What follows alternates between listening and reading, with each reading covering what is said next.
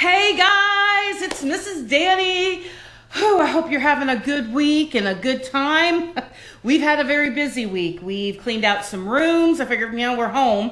We've been doing a lot of yard work. My kids really love me right about now. So anyway, I hope y'all are doing well. We miss you terribly. I just can't tell you how much leaders miss y'all. Be sure to be looking for emails for some of the leaders. We're trying to check in with each of you. We're doing our best, phone calls and all of that. But quick announcements, in case you haven't heard, of course, Bible quizzing was canceled. Grand Prix, we've also decided, has also been canceled. But I still want to see your designs. I'd love to see the blueprints you created. I know my youngest is very disappointed. Matter of fact, she's behind the camera right now. She plans for the Grand Prix. She spends months. And I know some of you do too. I still want to see your photos and your plans and things like that. And there's always next year, okay? But I still want to see that. So we're going to get to the lesson in just a minute. I wanted to say something. I am so touched by the messages and feedback I've been getting from your parents and from y'all. As a matter of fact, some of y'all have been sending me pictures, which I have just been so tickled to see. Here's one of Lily, and her mom sent me this, and she's got all of her stuff all set up and watching the video with her popsicle, and she is good. She is good to go, man. She is ready for the lesson and doing the memory work. And then on top of that, I got this picture from Sarah's mom. Now, poor Sarah, her older sister had flown in from college and had to go into quarantine, but Sarah wanted to watch the lesson video with her sister. So she went outside, and through the window, as you can see in this picture, they were watching the lesson together. So please keep sending me these pictures. You have no idea how just touched I am. It just so makes me feel so good to see them. And I'm glad you're enjoying these lessons that we're putting together for you. So we're going to get right into it. Tonight, we're actually going to be in 4.4, Discovery of Kindness and Goodness. So you got your handbooks. Clubbers, you're in page 214. Leaders, if you're following along, it should be in 211 in your handbook, because I've been doing my handbook too. Leaders, by the way, for some of y'all, there were some of these left, the leader books that were left back at the church. If for some reason you're in the church, they're in the cabinets. You can just go grab them while you're there. So thank y'all, and be sure to try to keep up with your handbooks. And remember, your parents can sign your memory verses and your sections. Please keep up with it. We did order the awards. I don't know yet about the awards ceremony. We're still trying to figure this all out. So be patient with us. But let's get straight to the lesson. Also, I pray before we start filming, and on Wednesdays, and I'm asking you to do the same thing. So be sure to pray before you start your lesson and start these videos. But okay, we're in Discovery of Kindness and Goodness. Now, in order to start our lesson, though, we kind of need to go back to 4.1, which was the discovery of love. And we talked about you really can't understand what true love is until you understand God's grace. And we need to love God with all that we are. If you look in Luke 10:27, and he answered and said, "Thou shalt love the Lord thy God with all thy heart, and with all thy soul, and with all thy strength, and with all thy mind." Yeah, many of you guys, this sounds familiar because this is one of our memory verses. But I really want you to pay attention to this part. "And thy neighbor as thyself." Okay? So what we're talking about is we're to love others as ourselves. And we've talked about this before. We really only can discover kindness and goodness when our hearts are motivated by love. Now, we have talked before, our salvation is not dependent upon doing good works or showing kindness to others. It comes from our salvation. After we're saved, we start loving others. And we're going to talk a little bit more about that.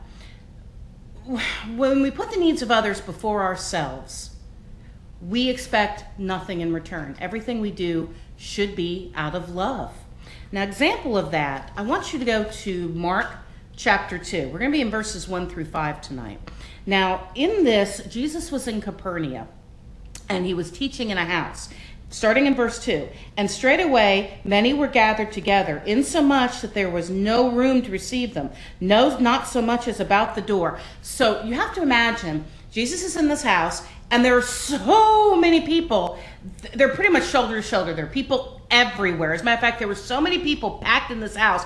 They were at the door. They were probably at the windows. They were trying to strain, to hear, to see. So we're talking about a packed house. People, there's probably children. There are probably people sitting on the floor or standing. There could have been some sitting on a table. They were packed in.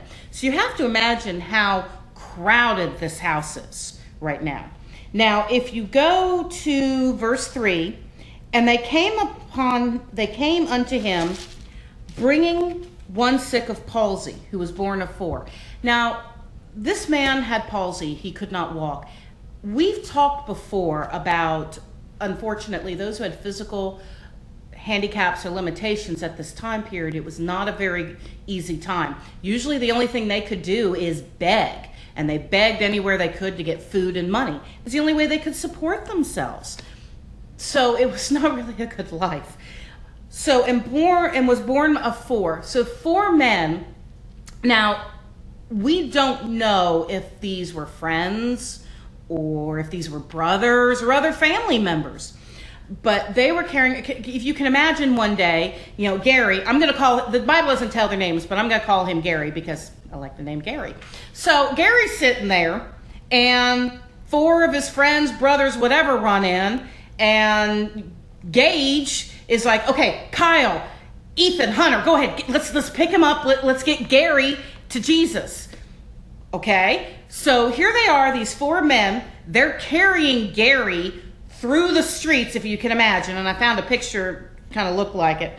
So they're carrying Gary. They're like, okay, if we can get Gary to Jesus, he can be healed. We know it. We just know it.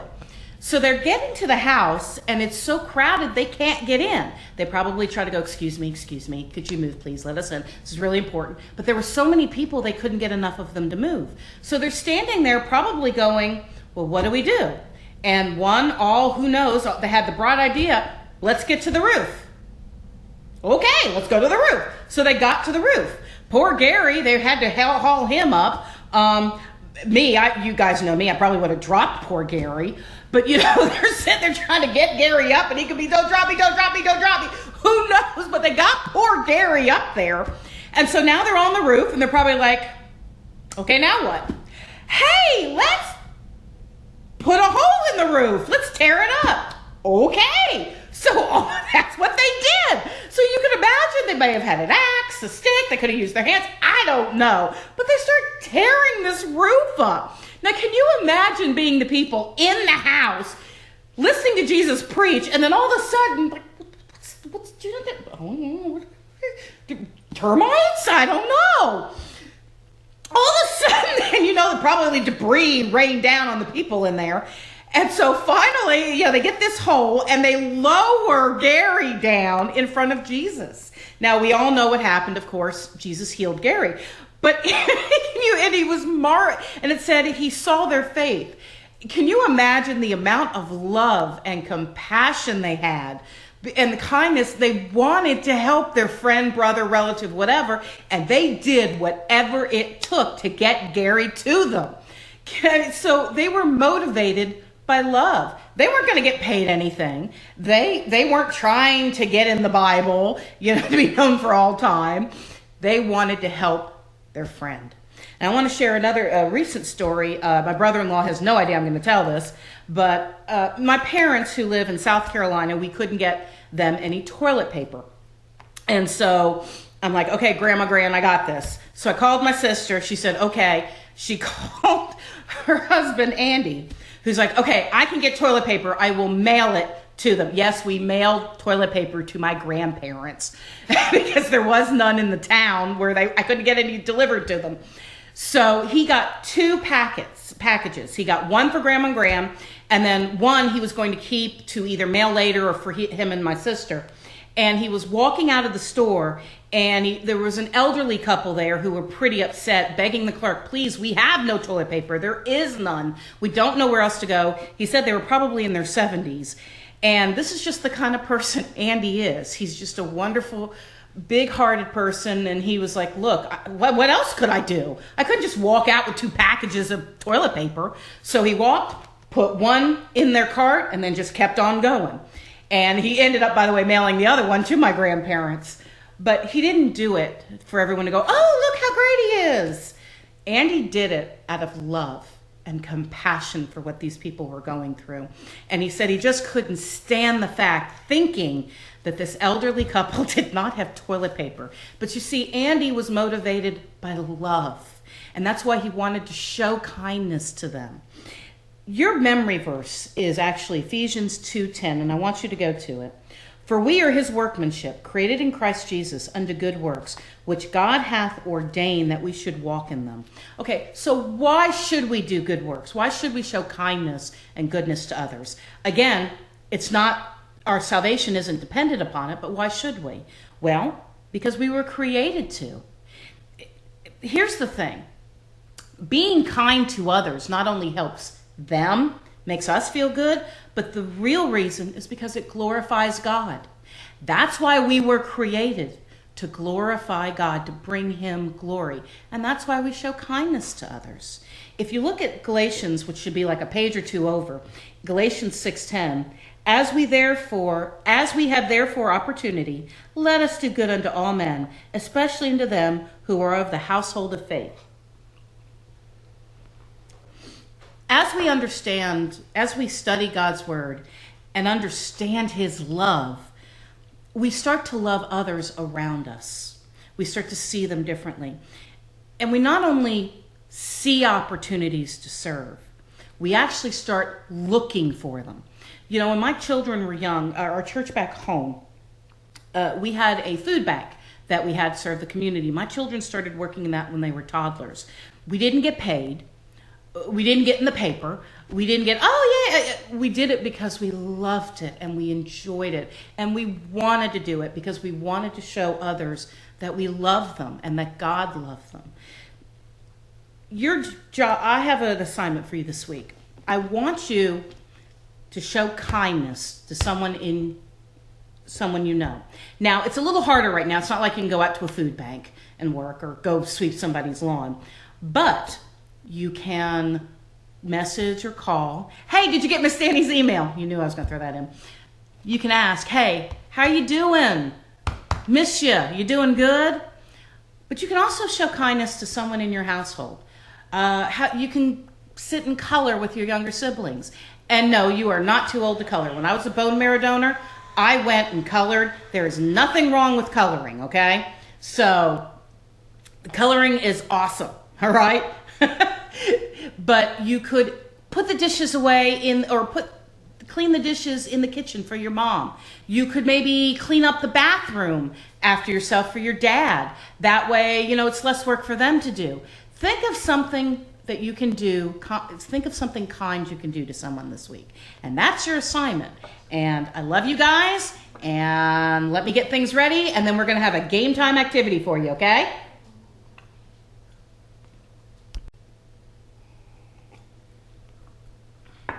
Okay, it's time for game time.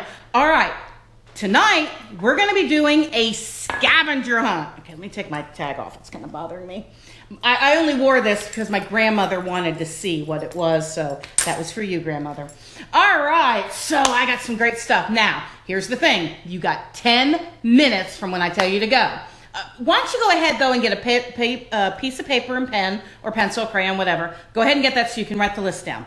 I'll wait, or you can pause the video, go get it, and come back, okay?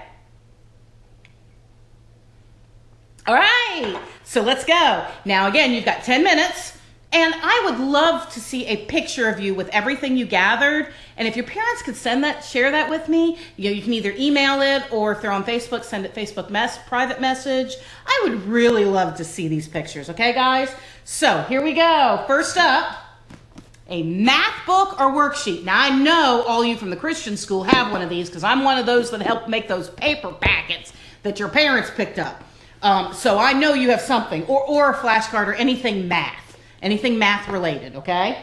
And, an action figure or a doll. If you don't have an action figure, this was actually one of my daughters. They've got a whole collection of these. These are I Am Elemental. These are cool. Okay, let's see. Tube of toothpaste. Okay, now everyone should have this. If you don't, you really should. Just saying.